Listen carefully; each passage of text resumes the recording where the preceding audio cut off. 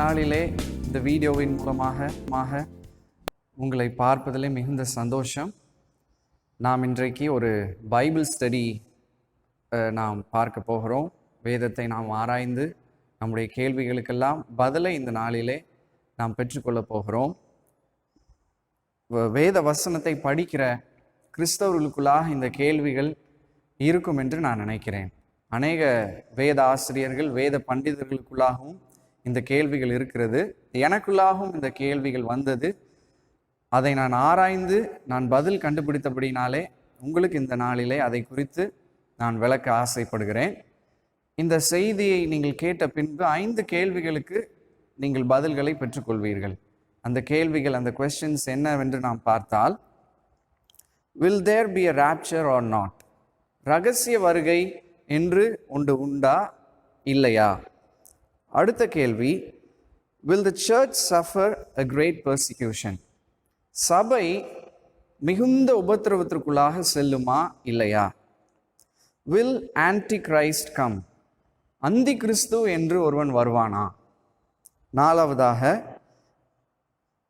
is there biblical proof for the rapture of the church? சபை ரகசிய வருகையிலே எடுத்துக்கொள்ளப்படும் என்பதற்கு வேத ஆதாரம் இருக்கிறதா? 5வதாக, how to interpret the passages that tell about signs of second coming? இரண்டாம் வருகையை குறித்த வேத வசனங்களை எப்படி நாம் புரிந்து கொள்ள வேண்டும்? இந்த 5 கேள்விகளுக்கு உங்களுக்கு பதிலை இந்த நாளிலே நான் கொடுக்க விரும்புகிறேன். முதலாவது, மத்தேயுவின் சுவிசேஷ புஸ்தகத்தை நாம் எடுத்துக்கொள்வோம். மத்தேயு 24ஆம் அதிகாரத்திலே இயேசு கிறிஸ்து தம்முடைய சீஷர்களுக்கு தம்முடைய வருகையை குறித்த அடையாளங்களை அங்கே அவர் சொல்லி கொண்டு வருகிறார். அதை நான் வாசிக்கிறேன். மத்தேயு 24:5 முதல் 9 வரைக்கும் நான் வாசிக்கிறேன். ஏனெனில் அநேகர் வந்து என் நாமத்தை தரித்து கொண்டு நானே கிறிஸ்து என்று சொல்லி அநேகரை வஞ்சிப்பார்கள். யுத்தங்களின் செய்திகளையும் கேள்விப்படுவீர்கள். கலங்காதபடி எச்சரிக்கையாயிருங்கள். இவைகளெல்லாம் சம்பவிக்க வேண்டியதே, ஆனாலும் முடிவு உடனே வராது. ஜனத்துக்கு விரோதமாக ஜனமும் ராஜ்யத்துக்கு விரோதமாக ராஜ்யமும் எழும்பும். பஞ்சங்களும் கொள்ளை நோய்களும் பூமி அதிர்ச்சிகளும் பல இடங்களில் உண்டாகும். இவைகளெல்லாம் வேதனைகளுக்கு ஆரம்பம். அப்பொழுது உங்களை உபத்திரவங்களுக்கு ஒப்பு கொடுத்து உங்களை கொலை செய்வார்கள். என் நாமத்தின் நிமித்தம் நீங்கள் சகல ஜனங்களாலும் பகைக்கப்படுவீர்கள். இங்கே மத்தேயு சொல்லுகிறதை 9ஆம் வசனத்திலே நன்றாக கவனிங்கள். இதற்கு முன்பாக அடையாளங்களை எல்லாம் சொல்லிவிட்டு கடைசியாக சொல்லுகிறான், அப்பொழுது உங்களை உபத்திரவங்களுக்கு ஒப்பு கொடுத்து உங்களை கொலை செய்வார்கள். என் நாமத்தின் நிமித்தம் நீங்கள் சகல ஜனங்களாலும் பகைக்கப்படுவீர்கள் என்று மத்தேயு சொல்கிறான். இதை வைத்து கொண்டு அநேகர் நினைக்கிறது என்னவென்றால், இந்த அடையாளங்கள்லாம் நடந்ததுக்கு பின்பு ஒரு பெரிய உபத்திரவம் நமக்கு வரப்போகுது, சபைக்கு வரப்போகுது, அநேகர் நம்மளை கொலை செய்யலாம் நினைப்பார்கள். இயேசு கிறிஸ்துவின் நாமத்திற்காக நாம் கடுமையான உபத்திரவத்தை சந்திக்க வேண்டுமோ என்று அவர்கள் இந்த வசனத்தை பார்த்து கொண்டு நினைக்கிறார்கள். ஆனால் இதே வேளையிலே லூக்கா சொல்கிறதை நாம் பார்ப்போம். லூக்கா 21ஆம் அதிகாரத்தை இந்த நாளிலே நாம் பார்ப்போம். லூக்கா 21ஆம் அதிகாரம் 8 முதல் 12 வரைக்கும் நான் வாசிக்கிறேன். நீங்கள் வஞ்சிக்கப்படாதபடிக்கு எச்சரிக்கையாயிருங்கள். ஏனெனில் அநேகர் வந்து என் நாமத்தை தரித்து கொண்டு நான் தான் கிறிஸ்து என்றும் காலம் சமீபித்தது என்றும் சொல்லுவார்கள். அவர்களை பின்பற்றாதிருங்கள். யுத்தங்களையும் கலகங்களையும் குறித்து நீங்கள் கேள்விப்படும் போது பயப்படாதிருங்கள். இவைகள் முன்னதாக சம்பவிக்க வேண்டியதே, ஆனாலும் முடிவு உடனே வராது என்றார். அப்பொழுது அவர் அவர்களை நோக்கி, ஜனத்துக்கு விரோதமாக ஜனமும் ராஜ்யத்துக்கு விரோதமாக ராஜ்யமும் எழும்பும். பல இடங்களில் மகா பூமி அதிர்ச்சிகளும் பஞ்சங்களும் கொள்ளை நோய்களும் உண்டாகும். வானத்திலிருந்து பயங்கரமான தோற்றங்களும் பெரிய அடையாளங்களும் உண்டாகும் என்று சொல்லிவிட்டு லூக்கா 12ஆம் வசனத்திலே சொல்கிறதை நீங்கள் பாருங்கள். இவைகளெல்லாம் நடப்பதற்கு முன்னே என் நாமத்து நிமித்தம் அவர்கள் உங்களை பிடித்து ஜெப ஆலயங்களுக்கும் சிறைச்சாலைகளுக்கும் ஒப்பு கொடுத்து ராஜாக்கள் முன்பாகவும் அதிபதிகள் முன்பாகவும் உங்களை இழுத்து துன்பப்படுத்துவார்கள் என்று லூக்கா சொல்கிறான். அதாவது மத்தேயு சொல்கிற காரியத்தையும் லூக்கா சொல்கிற காரியத்தையும் நாம் சேர்த்து பார்த்தால் நமக்கு ஒரு கிளியர் பிக்சர் நமக்கு கிடைக்கும். கடைசி உபத்திரம் வரும் என்று கடைசி அந்த அடையாளங்களையும் சொல்லிவிட்டு கடைசியாக மத்தேயு சொல்கிறார். ஆனால் லூக்கா தெளிவாக அதை சொல்கிறார்.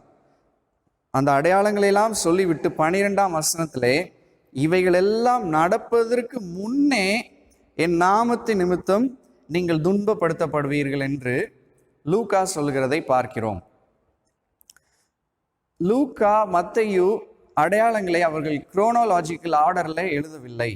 ஆகையால் நாம் அதை பிரித்து சம்பவங்களை நாம் படிக்கும் பொழுதுதான் இதுவரைக்கும் நடந்த சம்பவங்களையும் இனிமேல் நடக்கப் போகிற சம்பவங்களையும் நம்மால் அறிந்து கொள்ள முடியும் என்று நாம் பார்க்கிறோம். இயேசு கிறிஸ்து இந்த லூக்கா 21 மத்தேயு 24 3 விதமான மக்களுக்கு அடையாளங்களை சொல்லுகிறார். முதலாவது யூதர்களுக்கு நடக்கிற அடையாளங்களை குறித்து சொல்லுகிறார். அடுத்து இயேசு கிறிஸ்துவின் சீஷர்கள் சபை அவர்களுக்கு நடக்கிற அடையாளங்களை குறித்து சொல்லுகிறார். அடுத்ததாக பூமியில் இருக்கிற ஜனங்களுக்கு நடைபெற போகிற அடையாளங்களை குறித்து சொல்லுகிறார் என்று நாம் பார்க்கிறோம். முதலாவது லூக்கா 21ஆம் அதிகாரம் 24 நீங்கள் பார்க்கும் பொழுது யூதர்களுக்கு ஒரு காரியத்தை சொல்கிறார்.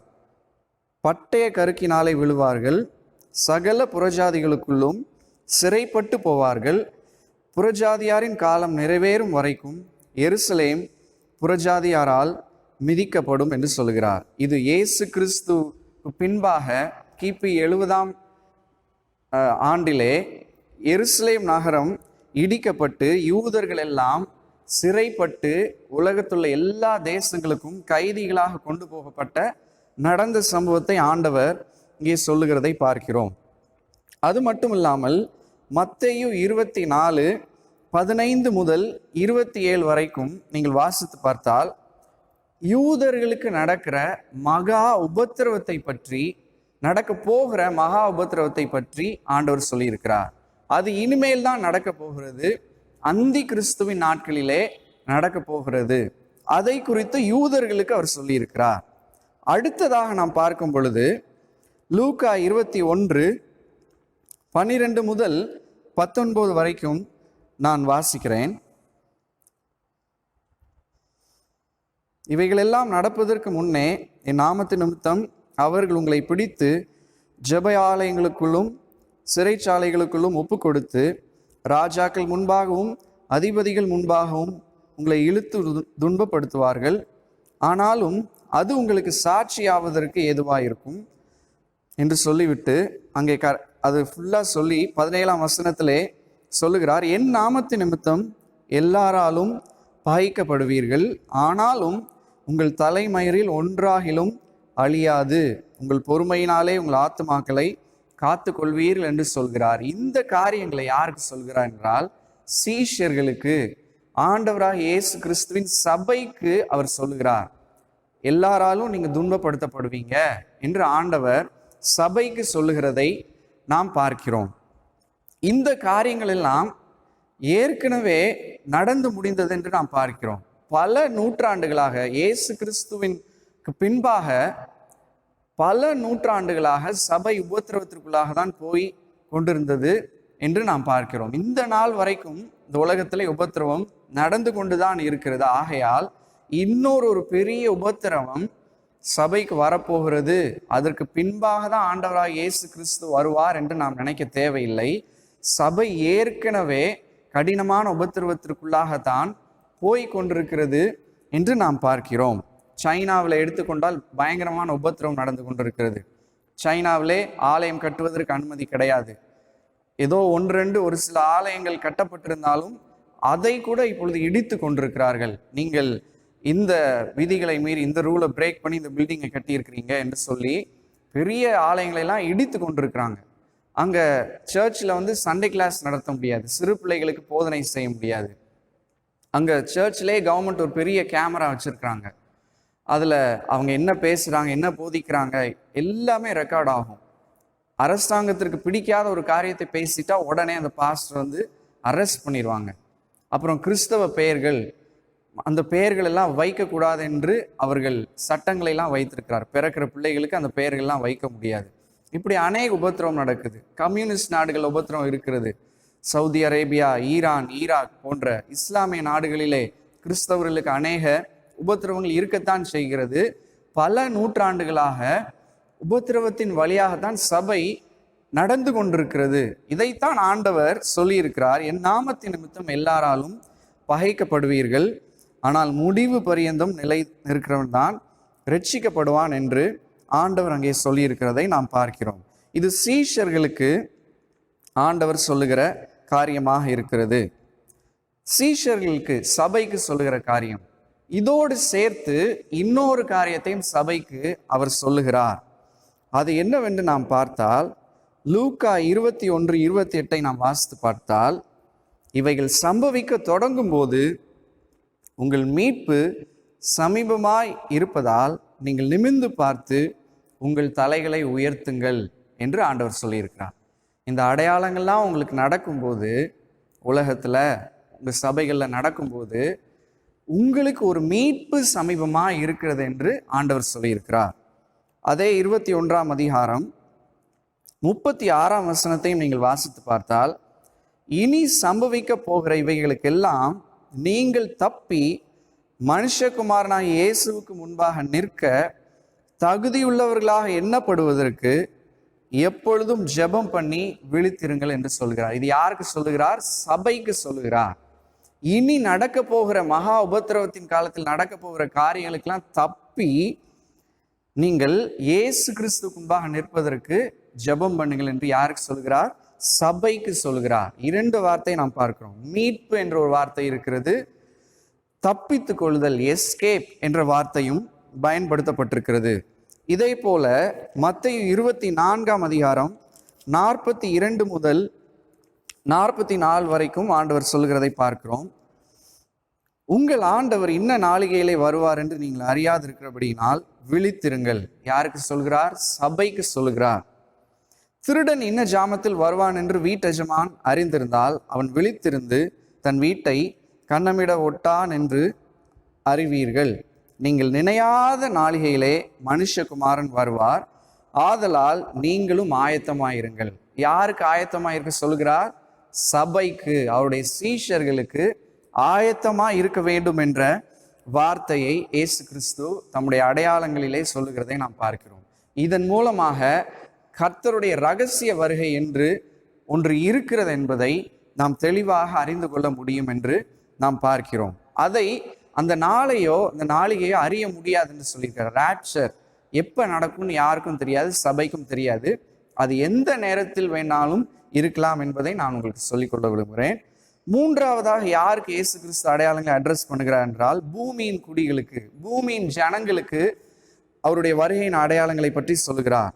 லூக்கா 21ஆம் அதிகாரம் 25 முதல் 27 வரைக்கும் நாம் வாசித்து பார்த்தால், அவர் பூமியின் ஜனங்களுக்கு வருகிற காரியங்களை எல்லாம் அவர் சொல்லுகிறார்.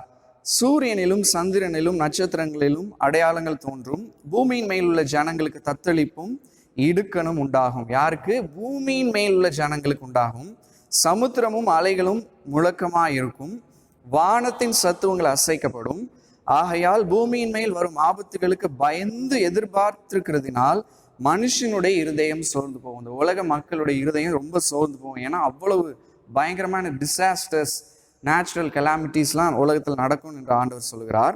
அப்பொழுது மனுஷகுமாரனாகிய இயேசு கிறிஸ்து மிகுந்த வல்லமையோடும் மகிமையோடும் மேகத்தின் மேல் வருகிறதை காண்பார்கள் என்று அவர் சொல்லுகிறதை நாம் பார்க்கிறோம்.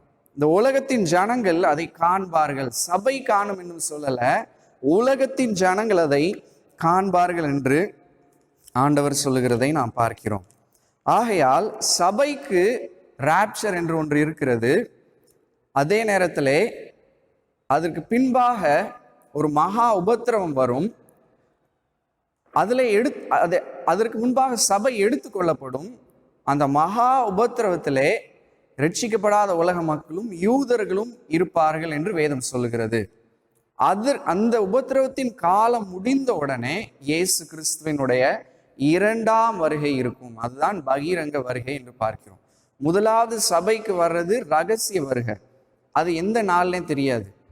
அடுத்து ஒரு சில ஆண்டுகள் கழித்து அந்தி கிறிஸ்துவின் ஆட்சிலாம் நடக்கும். அந்த ஆட்சி, அந்த கொடுமையான ஆட்சி முடிஞ்சோடனே, யூதர்களுக்கு உபத்திரவங்கள்லாம் முடிஞ்சோடனே இயேசு கிறிஸ்துவினுடைய இரண்டாம் வருகை இந்த உலகத்திலே இருக்கும். அப்பொழுது அவர் பூமியின் மேல் வந்து இறங்குவார் என்று நாம் பார்க்கிறோம். ஆனால் ரகசிய வருகையில் என்ன நடக்கும் என்றால், 1 தெசலோனிக்கேயர் 4:16-14 சொல்லப்பட்டிருக்கிறது. we will be caught up என்று சொல்லப்பட்டிருக்கு. நாம் எடுத்துக்கொள்ளப்படுவோம் என்று சொல்லப்பட்டிருக்கு. caught up என்ற வார்த்தை. அப்பொழுது இயேசு கிறிஸ்து பூமிக்கு வரமாட்டார், ஆனால் சபையை அவர் எடுத்துக்கொள்வார். caught up என்ற வார்த்தை சொல்லப்பட்டிருக்கிறது. அதை போல 2 தெசலோனிக்கேயர் 2:3 நாம் வாசித்து பார்த்தால் அங்கேயும் ஒரு அருமையான வார்த்தையை பவுல் சொல்லியிருக்கிறார். 2:3 என்ன சொல்லியிருக்கிறார்? எவ்விதத்தினாலும் ஒருவனும் உங்களை மோசம் போக்காதபடிக்கு எச்சரிக்கையாயிருங்கள். ஏனெனில் முதலாவது என்ன நடக்கும்? விசுவாச துரோகம் முந்தி நேரிடும். கேட்டின் மகனாகிய பாவ மனுஷன் வெளிப்பட்டால் ஒழிய அந்த நாள் வராது. முதலாவது விசுவாச துரோகம் நடக்கும். அடுத்து அந்தி கிறிஸ்து வருவான். அடுத்ததாக கர்த்தருடைய நாள், இரண்டாம் வருகை நடக்கும் என்று ஆண்டவர் சொல்லியிருக்கிறதை நாம் பார்க்கிறோம். ஆனால் மூல கிரேக்க வார்த்தையிலே விசுவாச துரோகம் என்ற வார்த்தைக்கு வேறு ஒரு அர்த்தமும் இருக்கிறது என்று நாம் பார்க்கிறோம். அது என்ன அர்த்தம் என்று NAS exhaustive concordance, helps word studies என்ற 2 கன்கார்டன்ஸை நீங்கள் படித்து பார்த்தால், அப்போஹிஸ்டமி என்ற கிரேக்க வார்த்தையிலிருந்து அந்த வார்த்தை வந்திருக்கிறது. அதற்குரிய அர்த்தம், அப்போஹிஸ்டமி என்றால் to lead away, to depart from, desert, fall away, drew away, let go, withdraw என்ற அர்த்தமாக இருக்கிறது. ஆகையால் தான் new King James version, King James version, American standard version, English revised version, world English Bible, Webster's Bible, Young's literal translation ஆகிய இத்தனை English டிரான்ஸ்லேஷன்ஸில் விசுவாச துரோகம் என்று சொல்லப்படவில்லை, ஃபாலிங் அவே ஆர் டிபார்ச்சர், கடந்து போகுதல், புறப்படுதல் முந்தி நடக்கும் என்ற வார்த்தை பயன்படுத்தப்பட்டிருக்கிறது. அதுவும் இயேசு கிறிஸ்துவுடைய இரகசிய வருகைக்கு ஆதாரமாக இருக்கிறது என்று நாம் பார்க்கிறோம். அநேக மொழிபெயர்ப்புகளிலே விசுவாச துரோகம் என்றும் சொல்லப்பட்டிருக்கிறது. மற்றும் இன்னும் அநேக மொழிபெயர்ப்புகளிலே புறப்படுதல் என்ற வார்த்தை டிபார்ச்சர் என்றும் சொல்லப்பட்டிருக்கிறது. வேர்ல்ட் இங்கிலீஷ் பைபிளில் டிபார்ச்சர் வில் ஹேப்பன் ஃபர்ஸ்ட் என்று சொல்லப்பட்டிருக்கிறது. புறப்படுதல் நடக்கும், அதற்கு பின்பு அந்தி கிறிஸ்து வருவான், அடுத்து ஆண்டவருடைய இரண்டாம் வருகை வரும் என்று சொல்லப்பட்டிருக்கிறது. இதுவும் ஆண்டவருடைய இரகசிய வருகைக்கு அடையாளமாக இருக்கிறது. இந்த இரகசிய வருகை கர்த்தராகிய இயேசு கிறிஸ்துவின் சபைக்கு மட்டும்தான் நடக்கும் என்று நாம் பார்க்கிறோம். ஆண்டவராகிய இயேசு கிறிஸ்துவின் இரண்டாம் வருகைக்கு என்ன அடையாளம் இருக்கிறது என்று நாம் பார்ப்போம். இயேசு கிறிஸ்துவோட இரண்டாம் வருகைக்கு முன்பாக நடக்கிற அடையாளம் என்னன்னா, மத்தேயு 24:29 அந்நாட்களில் உபத்திரவம் முடிந்தவுடனே சூரியன் அந்தகாரப்படும், சந்திரன் ஒளியை கொடாதிருக்கும், நட்சத்திரங்கள் வானத்திலிருந்து விழும், வானத்தின் சத்துவங்கள் அசைக்கப்படும், அப்பொழுது மனுஷகுமாரனுடைய அடையாளம் வானத்தில் காணப்படும். அப்பொழுது மனுஷகுமாரன் இயேசு கிறிஸ்து வல்லமையோடும் மிகுந்த மகிமையோடும் வானத்தின் மேகங்களின் மேல் வருகிறதை பூமியுள்ள சகல கோத்திரங்களும் கண்டு புலம்புவார்கள் என்று சொல்லப்பட்டிருக்கிறது. இயேசு கிறிஸ்துவனுடைய இரண்டாம் வருகைக்கு முன்பாக என்ன கடைசி அடையாளம் என்ன நடக்கும்னா, அந்த உபத்திரவம் முடிஞ்ச உடனே, கிரேட் ட்ரிபுலேஷன் முடிஞ்ச உடனே சூரியன் அந்தகாரப்படும், சந்திரன் ஒளியை கொடாமல் போகும், நட்சத்திரங்கள் வானத்திலிருந்து விழும். அப்பொழுது வானத்தில் இயேசு கிறிஸ்துவனுடைய அடையாளம் தோன்றும். அப்பொழுது இயேசு கிறிஸ்து பகிரங்கமாக இறங்கி வருவார், எல்லாருடைய கண்களும் காண இறங்கி வருவார், பூமியின் ஜனங்கள் அதை கண்டு புலம்புவார்கள் என்று சொல்லப்பட்டிருக்கிறது. இதுதான் இரண்டாம் வருகைக்கு முன்பாக நடக்கிற சம்பவம். இதே காரியத்தை வெளிப்படுத்தின விசேஷம் 6ஆம் அதிகாரத்தில் நீங்கள் பார்த்தால், 6ஆம் அதிகாரம் 12ஆம் வசனத்திலே பார்த்தால், 6ஆம் முத்திரை உடைக்கும் பொழுது சூரியன் அந்தகாரப்பட்டது, சந்திரன் அந்தகாரப்பட்டது, நட்சத்திரங்கள்லாம் விழுந்தது, பூமியில் ஜனங்கள் எல்லாம் ஆட்டுக்குட்டியானவருடைய கோபத்திற்கு எங்களை மறைத்துக் கொள்ளுங்கள் என்று சொல்லி புலம்பினார்கள் என்று சொல்லப்பட்டிருக்கிறது. அதுவும் ஆண்டவருடைய 2ஆம் வருகையை தெளிவாக குறிக்கிறது என்று நாம் பார்க்கிறோம். இயேசு கிறிஸ்துவின் ரகசிய வருகைக்கு முன்பாக கடைசியாக என்ன நடக்கும் என்று ஆண்டவர் சொல்லியிருக்கிறார். அது என்னவென்று பார்த்தால், மத்தேயு 24ஆம் அதிகாரம் 32ஆம் வசனத்திலே வாசித்தால், அத்தி மரத்தினால் ஒரு உவமையை கற்றுக்கொள்ளுங்கள், அதிலே இளங்கலைகள் தோன்றி துளிர் விடும்போது வசந்த காலம் சமீபமாயிற்று என்று அறிவீர்கள். அப்படியே இவைகள் எல்லாம் நீங்கள் காணும்போது அவர் சமீபமாய் வாசலருகே வந்திருக்கிறார் என்று அறியுங்கள் என்று சொல்லுகிறார். கடைசியாக ராப்சருக்கு முன்பாக, ரகசிய வருகைக்கு முன்பாக என்ன நடக்கும்னா, அத்தி மரம் துளிர் விடும் என்று சொல்லியிருக்கிறார். அதுதான் 1948 ஆண்டிலே இஸ்ரவேல் என்ற தேசம் 2000 ஆண்டுகள் கழிச்சு இந்த உலக மேப்ல உருவாச்சு. அதுதான் அத்தி மரம் துளிர் விட்டது என்று பாருங்க. அதுதான் கடைசி அடையாளமாக இருக்கிறது என்று நாம் பார்க்கிறோம். அந்த அடையாளம் நடந்த உடனே ஆண்டவராய் இயேசு கிறிஸ்துவின் ரகசிய வருகை இருக்கும் என்று பார்க்கிறோம். இப்பொழுது நாம் வாழுகிற காலம் இயேசு கிறிஸ்துவினுடைய ரகசிய வருகை வெளிப்பட போகிற காலமாக இருக்கிறது. ஆகையால் இனி ஒரு உபத்திரம் வரும் என்று நம்ப வேண்டாம். இதெல்லாம் காலகாலமாக நடந்து கொண்டிருந்தது. இப்பொழுது ஆண்டவருடைய ரகசிய வருகை தான் இந்த உலகத்திற்கு வரப்போகிறது என்று நாம் பார்க்கிறோம். இதை குறித்து லூக்காவும் சொல்லியிருக்கிறார். அது அந்த அடையாளத்தை, அத்தி மரத்தின் அடையாளத்தை குறித்து லூக்கா 21:28 முதல் அவர் சொல்லியிருக்கிறார். இவைகள் சம்பவிக்க தொடங்கும் போது உங்கள் மீட்பு சமீபமாக இருப்பதால் நீங்கள் நிமிர்ந்து பார்த்து உங்கள் தலைகளை உயர்த்துங்கள். அன்றியும் அவர்களுக்கு ஒரு உவமையை சொன்னார். அத்தி மரத்தையும் மற்ற எல்லா மரங்களையும் பாருங்கள், அவைகள் துளிர்க்கிறதை நீங்கள் காணும்போது வசந்த காலம் சமீபமாயிற்று என்று அறிகிறீர்கள். அப்படியே இவைகள் எல்லாம் சம்பவிக்கிறதை நீங்கள் காணும்போது தேவனுடைய ராஜ்யம் சமீபமாயிற்று என்று அறியுங்கள். அத்திமரம் துளிர்த்த உடனே வசந்த காலம் வருதுன்னு நம்ம நினைக்கிறோம். ஆனா இவைகள் எல்லாம் சம்பவிக்கும் பொழுது என்ன நீங்க நினைக்கணும்னா, தேவனுடைய ராஜ்யம் சமீபமாயிற்று என்று நீங்கள் நினைங்கள் என்று ஆண்டவர் சொல்கிறார். நம்முடைய வாழ்நாளிலே எல்லாம் நடந்திருக்கிறதை நாம் பார்க்கிறோம். இனி நாம் நம்முடைய மீட்பு நடக்க போகிறது என்று நாம் எதிர்பார்க்க வேண்டும். இனி ஒரு பெரிய உபத்திரம் வரும் என்று நாம் நினைக்க தேவையில்லை. அது நடந்து கொண்டுதான் இருக்கிறது. ஆனால் இனி ஆண்டவருடைய ரகசிய வருகை இந்த உலகத்திற்கு இருக்க போகிறது என்று நாம் பார்க்கிறோம்.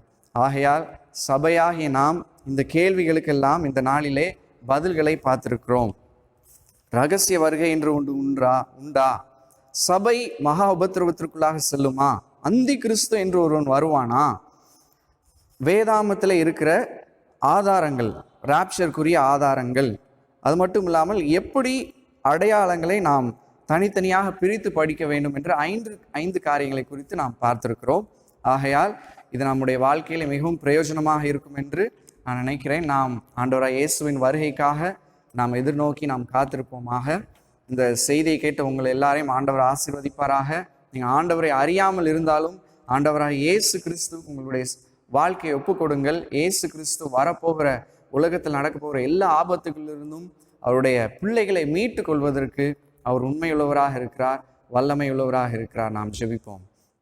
அன்பின் பரலோக பிதாவே, இந்த நாளிலே நீர் சொன்ன வார்த்தைகளை நாங்கள் தியானித்திருக்கிறோம். அப்பா, ஆவியானவர் எங்களுக்கு கொடுத்த வெளிப்பாட்டின்படி உம்முடைய வார்த்தைகளை நாங்கள் கற்று அறிந்திருக்கிறோம். கர்த்தாவே, எங்களுடைய மனதில் இருக்கிற குழப்பங்கள், பயங்களை எல்லாம் உம்முடைய வார்த்தை நீக்கி விட்டதற்காக உமக்கு நன்றி செலுத்துகிறோம். நாங்கள் கடைசி காலங்களிலே வந்திருக்கிறோம். எங்களுடைய மீட்பு சமீபமாக இருக்கிறது என்று நாங்கள் அறிந்திருக்கிறோம். ஆகையால் எங்கள் தலைகளை உயர்த்தி, ஆண்டவராக இயேசுவே நீர் சீக்கிரம் வாரும் என்று நாங்கள் உம்மை எதிர்பார்த்து நிற்கிறோம். அப்பா, இந்த செய்தியை கேட்ட ஒவ்வொருவரையும் ஆசீர்வதியும். இயேசுவின் வல்லமையுள்ள நாமத்திலே ஜெபிக்கிறோம் எங்கள் நல்ல பிதாவே. ஆமேன். ஸ்தோத்திரம்.